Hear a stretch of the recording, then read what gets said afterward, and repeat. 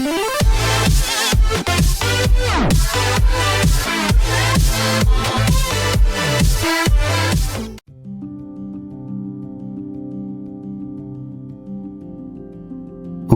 super kecil, tak bisa dilihat dengan mata telanjang, dan selalu berulah ketika memasuki tubuh manusia.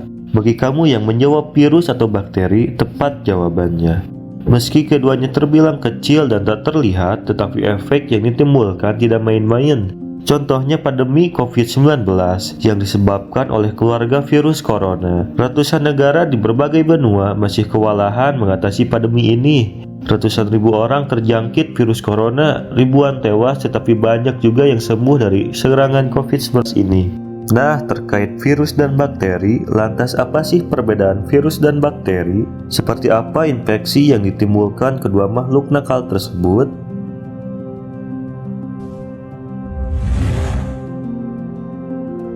Virus dapat diartikan sebagai mikroorganisme yang jauh lebih kecil dari bakteri, di mana ia tidak dapat berproduksi terpisah dari sel hidup.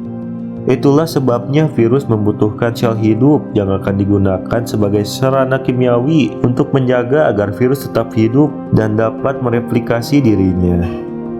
Virus akan menginvasi atau menyerang sel hidup yang sehat untuk dijadikan rumah atau inang, guna dapat berproduksi dan melanjutkan hidup. Biasanya virus mengandung asam nukleat yang terdiri dari DNA atau RNA, namun tidak dalam jumlah yang banyak. Sedangkan bakteri merupakan mikroorganisme yang tidak memiliki membran inti sel, yang pada dasarnya terbagi dalam dua kelas, yakni bakteri penyebab penyakit dan bakteri yang memberikan manfaat. Struktur bakteri yang sederhana dikarenakan ia tidak memiliki inti sel, kerangka sel, dan organ sel lainnya layaknya makhluk hidup lainnya. Nah, perbedaan mendasar antara virus dengan bakteri adalah jika virus hanya mampu berproduksi dengan cara menginvasi sel hidup yang sehat. Berbeda halnya dengan bakteri. Bakteri biasanya berproduksi dengan cara membelah diri di berbagai macam lingkungan dan tidak harus menginvasi sel hidup yang sehat.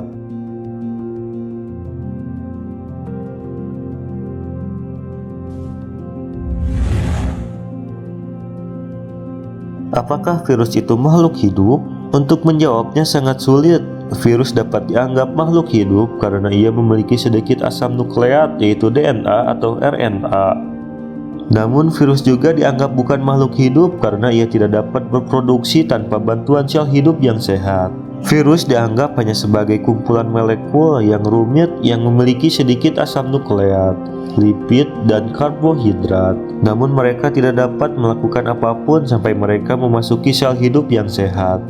Berbeda dengan bakteri, di mana statusnya bisa dipastikan bahwa ia adalah makhluk hidup.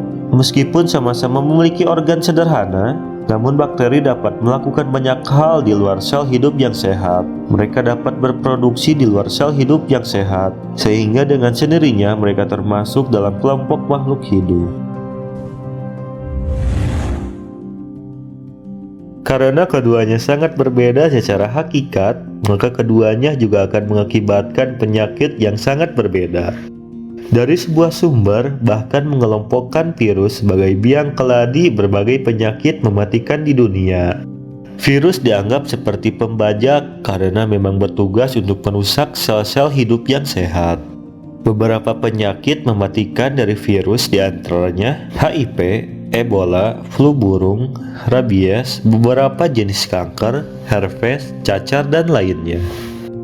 Kebanyakan penyakit-penyakit mematikan diakibatkan oleh virus, dan bahkan beberapa di antaranya belum ada obatnya. Berbeda dengan bakteri, di mana kemampuan mutasinya tidak selihai virus. Memang ada beberapa penyakit akibat bakteri yang fatal. Namun dengan penanganan medis yang tepat, biasanya penyakit akibat bakteri dapat disembuhkan dengan baik. Penanganan medis akibat penyakit yang ditimbulkan oleh keduanya juga berbeda. Dari sebuah sumber menuliskan bahwa antibiotik merupakan cara yang efektif dalam mengobati penyakit-penyakit akibat bakteri.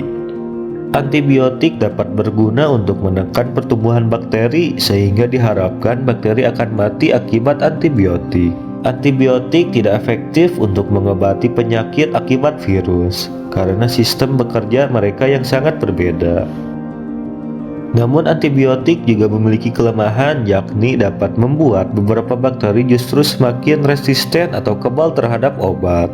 Jika sudah begini, kandungan obat biasanya akan ditingkatkan sesuai dengan kemampuan tubuh pasien. Sangat berbeda dengan virus yang sebetulnya tidak ada obatnya.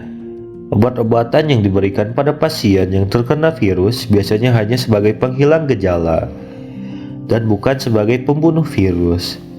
Hal ini akibat virus memang jauh lebih lihai ketimbang bakteri. HIV misalnya yang sampai saat ini belum ditemukan obat penyembuhnya.